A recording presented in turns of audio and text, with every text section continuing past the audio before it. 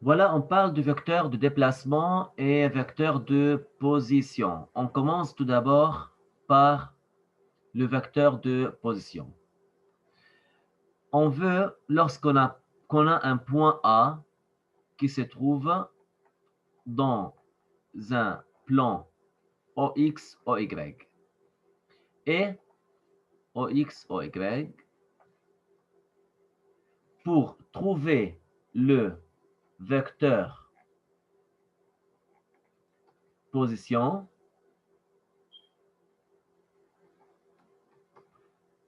R du point A est égal les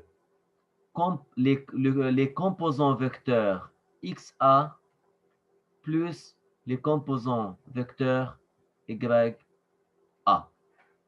Alors, c'est en général, et pour dessiner RA, c'est un vecteur qui passe du centre jusqu'au le point. On fait attention, ça commence du centre. C'est le vecteur RA.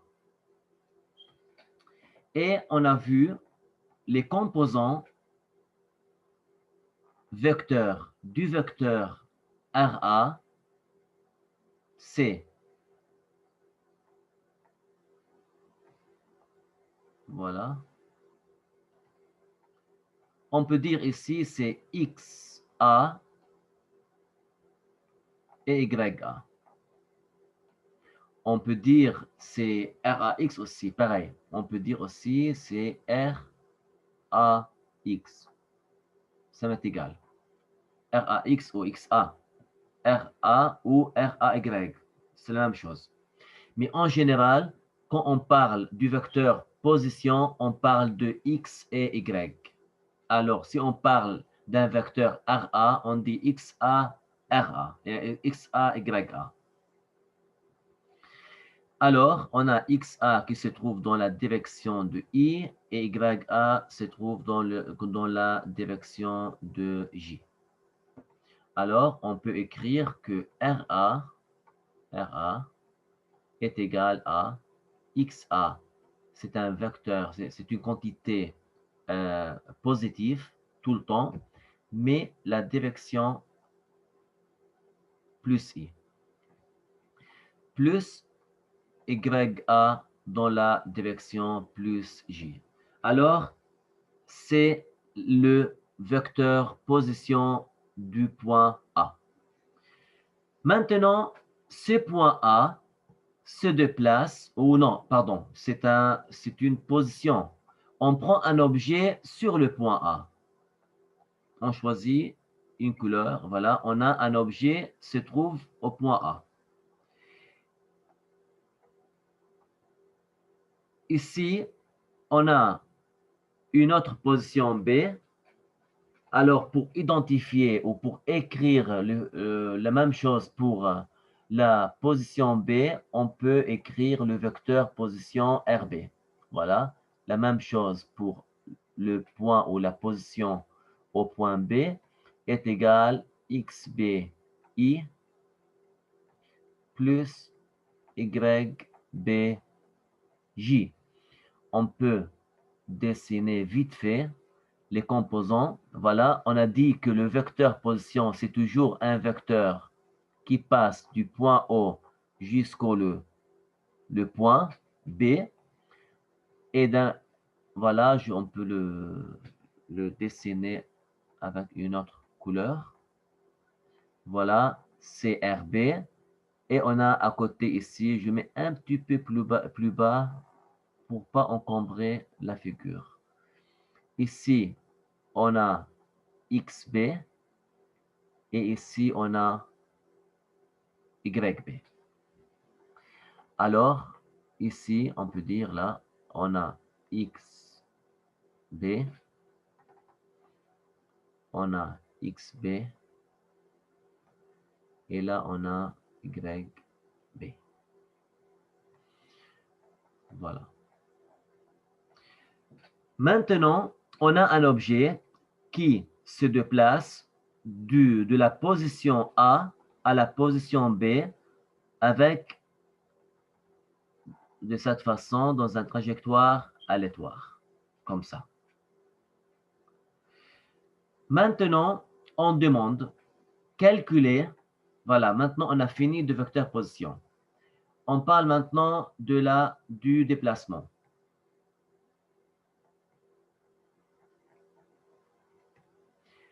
Comme définition, le déplacement, c'est delta R. Parce qu'on parle maintenant de deux dimensions, X et Y. Alors, on a delta R. Delta R égale la position vecteur finale moins initiale. Alors, si on veut calculer le déplacement entre A et B, alors le déplacement est égal le vecteur position finale moins le vecteur position initiale. Il faut retenir par cœur cette équation. D'accord. RB, on a RB ici et on a RA ici. RB est égal X de B I plus Y de B J moins RA égale X de A I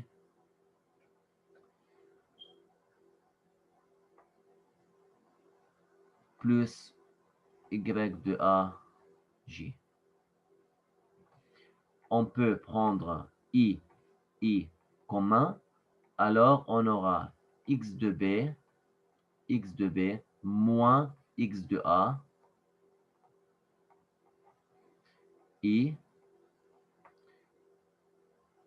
plus, pareil, Y de B égale Y de B, on prend commun I, on prend en commun J égale Y de B moins Y de A. Finalement, XB moins XA égale delta X. I plus delta Y J. Alors là, on parle de delta R. Alors, on retient par cœur comment peut-on calculer le déplacement entre n'importe quel point. Quels deux points, quelles deux positions. Maintenant, on parle mathématiquement. Si on veut voir le déplacement sur la figure, on a vu déjà ça. Le déplacement, c'est simplement un vecteur qui rejoint le point initial avec le point final. Alors, ça, c'est le déplacement delta R entre les deux points A et B de façon géométrique.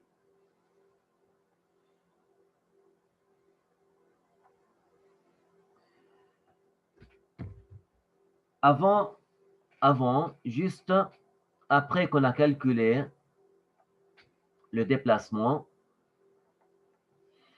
alors on a delta R est égal delta XI plus delta YJ. On peut calculer le module. On a vu finalement delta R, c'était comme ça. Delta R, A et B, c'était comme ça.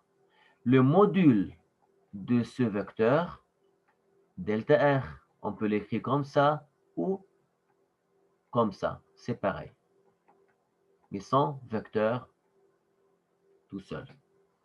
Alors, delta R est égal à delta X au carré plus delta Y au carré. Là, c'est le module. Par contre, voilà, on a ici le module. Par contre, la direction θ de qui? De delta R. OK? C'est où l'angle? Qu'est-ce qu'on fait là? on a parlé avant de l'origine et l'extrémité. Tout le temps, on fait X et Y sur l'origine. Et l'angle θ se trouve toujours entre l'axe X et le vecteur. Alors, ici, on a, c'est le delta R, AB. Et là, c'est l'angle de delta R. Alors, est égal à tangente moins 1, Y composant sur X composant. Alors maintenant, on a bien compris comment calculer le vecteur position et aussi comment on peut calculer le déplacement entre n'importe quel deux points. Laissez-nous donner un petit exemple. Si on a un mouvement en une seule direction, on va appliquer ce qu'on a appris maintenant. On prend par exemple, on a ici le point O, on a ici une position A, ici on a une position B, et par contre, sur l'autre côté, on a une position C. Et on peut dessiner, voilà, sur le point O, les axes Y et X. On donne la distance A, la distance entre O et A est égale à 20, par exemple. Entre A et B est égal à peu près est égal à 20. Entre OC, on parle maintenant en valeur absolue. Entre OC est égal à, on dit, 50. La question, trouver le déplacement entre le point AB et après le déplacement entre les deux points ou les deux positions AC. Voilà, on a les deux trucs. Pour commencer, on commence avec AB. On a appris que delta RAB est égal à la position vecteur finale moins la position vecteur initiale, RBA. Avant qu'on commence, c'est bien de dessiner ces deux vecteurs sur la figure. Le vecteur position, on a dit, c'est un vecteur qui passe de l'origine jusqu'au le point. Alors ici, c'est le RA. On voit bien qu'il a juste des composants en fonction de X. Il n'a pas de composants en fonction de Y. Et aussi, on peut dessiner le vecteur B. Alors, ça commence d'ici jusqu'au le point. C'est ça, c'est le RB, le vecteur position. Et on peut dessiner aussi le déplacement. On sait bien le déplacement, c'est un vecteur qui commence du point initial jusqu'au le point final. Alors, ça, c'est le déplacement delta R, A et B. Tout ce qu'on a fait maintenant, c'est des calculs géométriques. Avant qu'on commence avec les calculs mathématiques, on peut faire des calculs géométriques. Delta R, A et B, on peut le calculer directement, mais je préfère de calculer les positions vecteurs d'abord. Est égal. RB est égal à X de B plus Y de B moins X de A plus Y de A. On voit bien ici qu'on n'a pas de composants en fonction de Y.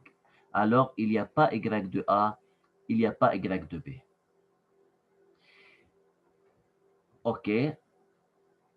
Maintenant, on peut écrire xb en fonction des composants scalaires.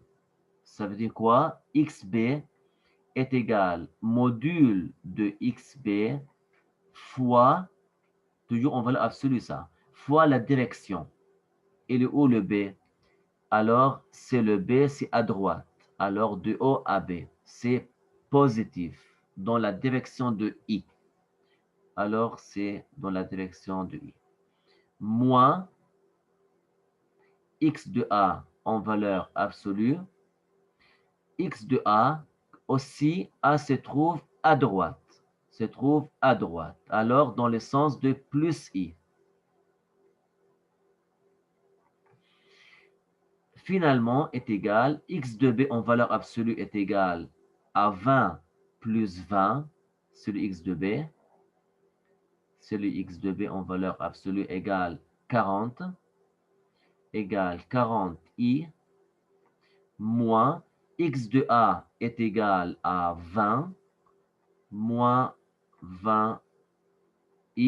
Alors, la réponse finale est égale à 20i mètres. On voit bien, c'est un vecteur. A et B doit être défini par le module, par la direction et par l'unité. Le plus important maintenant, on voit bien ici, il y a plus. Il y a 20, ça veut dire il y a plus 20. Ça veut dire, on dit ici, c'est un déplacement positif. C'est un déplacement positif. Parce que, déplacement positif. Parce que toujours, on peut demander, c'est quoi, est-ce que c'est un déplacement négatif ou positif? On doit calculer le déplacement et après, on décide, est-ce que c'est positif ou négatif. Maintenant, je veux bien calculer le déplacement entre le point, on a effacé tout,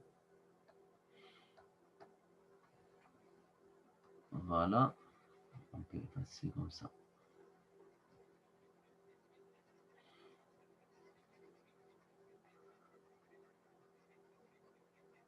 Maintenant, on peut calculer le déplacement entre le point A et C.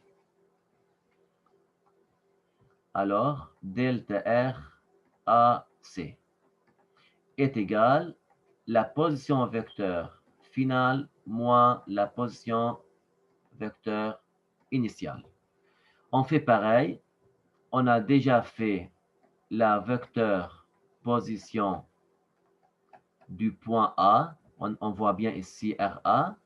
Et pareil, on peut dessiner le position vecteur de C. Toujours, ça commence de haut jusqu'au le point C. On voit bien que le C est dirigé dans la direction négative, dans la direction de moins I.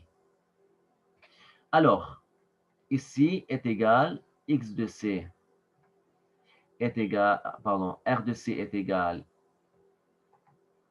x de C plus y de C moins x de A plus y de A.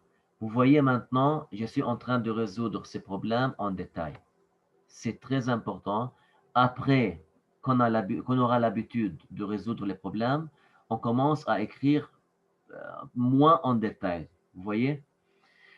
OK. On voit bien ici que le vecteur RA, c'est le RC. On voit bien maintenant les vecteurs RC et RA, ils n'ont pas de composants en fonction de Y. Alors, on peut éliminer RA et RC. Alors, est égal Rx de C en valeur module fois la direction, c'est à gauche. Alors, dans la direction de moins I. Alors, moins I. Moins x de A, c'est le module de x de A dans la direction de plus I. Alors, plus I. est égal à moins x de c égale 50. Je répète, on écrit x de c, x de a toujours en valeur absolue. On a déjà mis moins et on ajoute 50. I moins x de a est égal 20 i. En gros, on a moins 70 i mètres. On voit bien que c'est négatif, alors c'est un déplacement. Le déplacement entre A et C, c'est négatif. Géométriquement, on peut voir le déplacement. On a dit que le déplacement, ça commence du point initial jusqu'au point final. Ça, c'est delta R AC. On voit bien qu'il est dirigé à gauche, vers le gauche. Alors, c'est moins I. Et la longueur du déplacement, c'est 20 plus 50, ça fait 70. Et mètre, c'est l'unité. Maintenant, je veux bien vous expliquer la différence entre une distance, je crois qu'on a déjà parlé de ça, entre la distance et le déplacement. Ici, je prends un petit exemple. On a un objet qui commence par de l'origine, là, ça passe par ici. Il passe comme ça, à droite, il arrive à un certain point, il fait un demi-tour, il revient jusqu'au point final, c'est ici. Alors, la distance, c'est quoi la distance? C'est la distance totale parcourue par l'objet. Alors, c'est la distance entre ce point-ci. Il a marché d'abord 70 mètres et après il a tourné 30, ça fait 100 mètres. Alors, la distance est égale à 60 mètres. Par contre, le déplacement, on sait bien c'est quoi? C'est un vecteur qui rejoint le point initial et le point final. Ça commence d'ici le point initial jusqu'au point final. On s'en fiche du trajet total. On parle juste de point initial et point final. Alors, on voit bien ici, là, c'est le déplacement entre, si on dit par exemple c'est le point O et là on a le point A, alors entre O et A. On peut dire exactement c'est combien la valeur. Alors, comme direction, c'est la direction de plus I, elle est dirigée dans la direction de plus I. Unité, c'est mètre. Et la longueur, c'est 40. Alors, c'est un déplacement positif dans la direction positive. Merci.